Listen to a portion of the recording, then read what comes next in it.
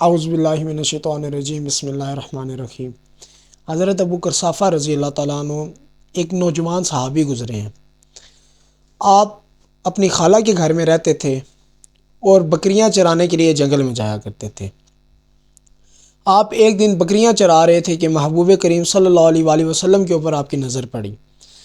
آپ نے جس وقت سرکار دو عالم صلی اللہ علیہ وآلہ وسلم کا حسن جمال دیکھا تو آپ ان کی مجلس میں چلے گئے اور ان کی مجلس اختیار کی۔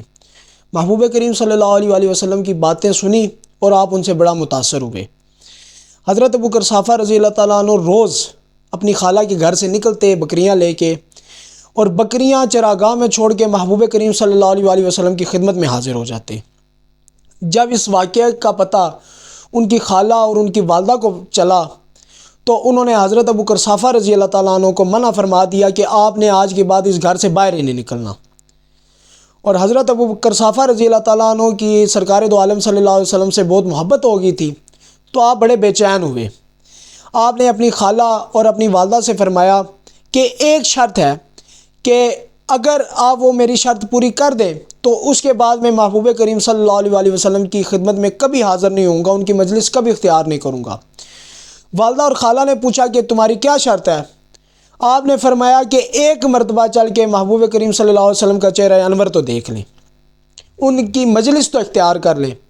ان کی خالہ اور والدہ نے کہا کہ چلو کر لیتے ہیں، اور اس کی شرط بھی پوری ہو جائے گی اور اس کے بعد یہ اظہار بھی نہیں کرے گا۔ وہ اپنی خالہ اور اپنی والدہ کو لے کر سرکار دو عالم صلی اللہ علیہ وسلم کی خدمت میں حاضر ہوئے۔ محبوب کریم صلی اللہ علیہ وسلم کے پاس بیٹھے رہے، ان کی مجلس اختیار کی۔ جس وقت مکمل ہوا، واپس گھر آئے تو آپ بڑے بے چین تھے، دل میں ایک کشمکش چل رہی تھی کہ یہ کیا جواب دیں گے محبوب کریم صلی اللہ علیہ وسلم کے بارے میں۔ تو آپ اسی کشمکش میں تھے کہ اتنی دیر میں ان کی خالہ بولی، اور ان کی خالہ نے کہا کہ قسم با خدا، میں نے آج سے پہلے اتنا حسین و جمیل شخص کوئی نہیں دیکھا۔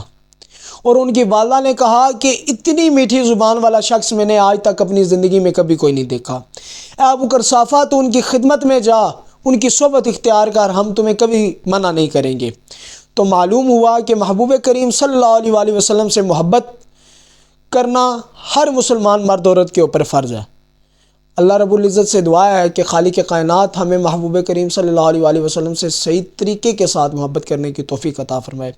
اور ایک حدیث شریف ہے کہ محبوب کریم صلی اللہ علیہ وآلہ وسلم نے ارشاد فرمایا کہ اس وقت تک کوئی شخص مومن نہیں ہو سکتا جب تک مجھے اپنی مال، جان، اولاد، والدین سے زیادہ عزیز نہ رکھ لیں۔ تو خالق کائنات سے دعا ہے کہ خالق کائنات ہمیں سرکار دو عالم صلی اللہ علیہ وسلم سے محبت کرنے کی توفیق عطا فرمائے۔ وآخر دعوانا الحمد للہ رب العالمین۔